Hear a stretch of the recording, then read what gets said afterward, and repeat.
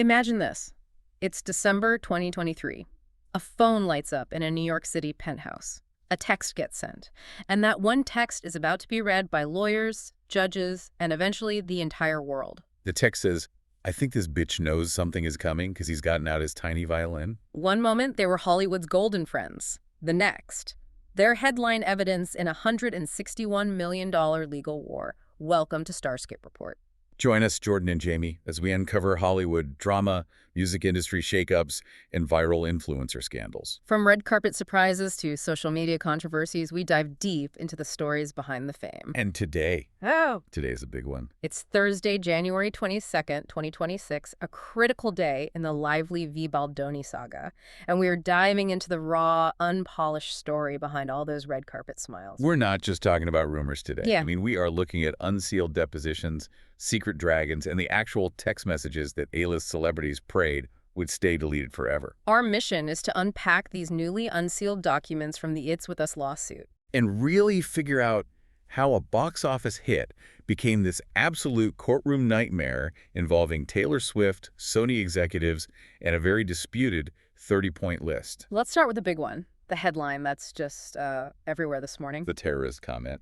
A Sony Pictures executive admitted under oath to calling Blake Lively offending terrorists during the film's production. It's just, I mean, the word choice is stunning. Yeah. In a corporate environment, you just don't say that. And this comes directly from the deposition of Andrea Giannetti. She's the executive VP of production at Sony.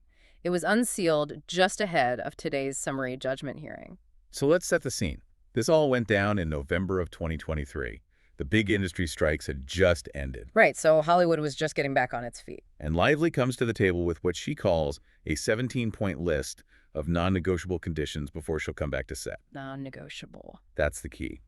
And Giannetti testified that she made that terrorist comment to a producer, Jamie Heath, because the studio was already $28 million deep into this project. And if their lead star walks... The movie is dead. It's unreleasable.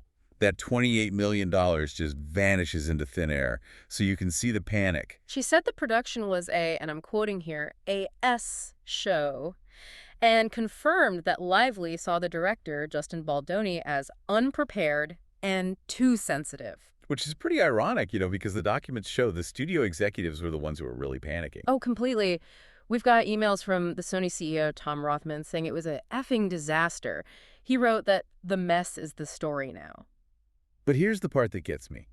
The two-faced turn. Yes. While they're all panicking and calling her names behind her back publicly, it's a completely different story. You have the text right, the one Giannetti sent Lively after the opening weekend. I do. After a $50 million opening, she texts Lively, calling her work incredible and thanking her 50 million times. 50 million times. The whiplash is incredible.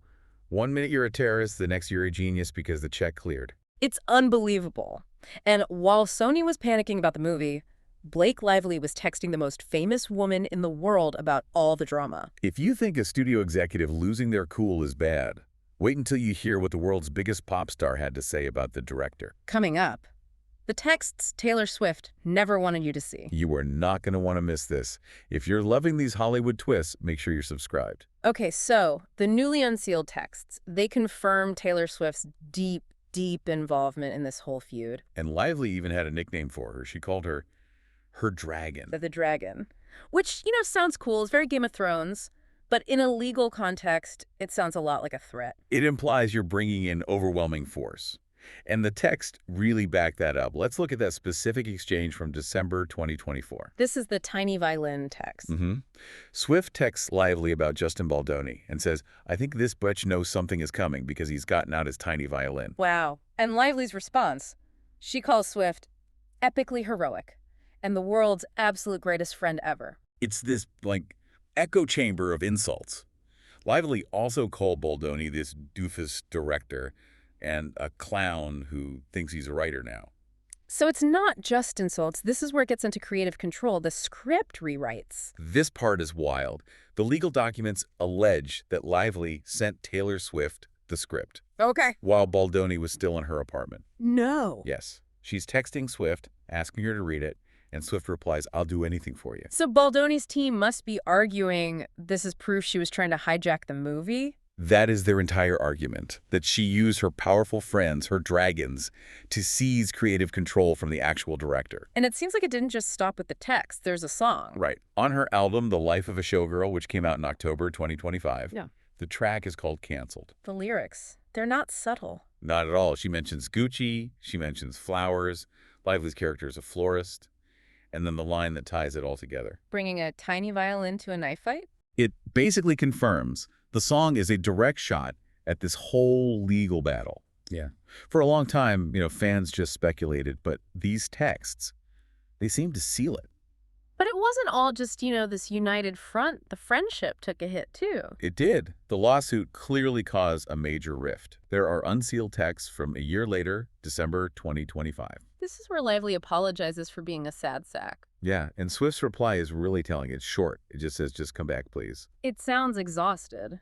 It does. It sounds like the friendship was being strained to its breaking point. Yeah. And while friendships were being tested, the bank accounts are definitely getting hit. We've talked insults and texts, but what is this feud actually costing? Try 9 figures. Up next, the $161 million question and the mystery of the missing metadata. So $161 million, that is the amount Blake Lively is seeking in damages. She's claiming this whole smear campaign completely destroyed her business ventures. And when you break down the numbers, it's pretty shocking. This is from the November 2025 filing. $56 million in lost acting earnings. Okay, that's a big number for an actor, but maybe plausible. But then $49 million specifically for her Blake Brown hair care line. $49 million for shampoo. And another $22 million for her Betty Boo's beverage line. And the irony here is just, it's off the charts, because in those internal Sony emails, the executives were saying Lively brought it on herself. Right. They said she was trying to sell hair products during a press tour for a movie about domestic violence. They called it a PR nightmare. So their defense is basically, your brand failed because of your own bad marketing, not because of us. It's going to be a battle over causation. But the money, as big as it is, might not even be the most explosive part of this. It's this 30-point list. This is the part that could decide the entire case. Okay, so we talked about the 17-point list she presented to the studio. But her legal team submitted a different list, a 30-point list of grievances that they claim existed before all the big drama started.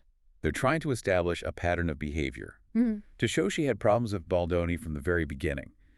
But there's a huge problem. The metadata. The metadata is missing, or at least it's highly suspicious. Wayfarer Studios, which is Baldoni's company, is arguing the document looks like it was created after the fact to justify the lawsuit. So for anyone listening, explain what metadata is. Why is that such a red flag? Okay, think of any file on your computer, a Word doc, a photo.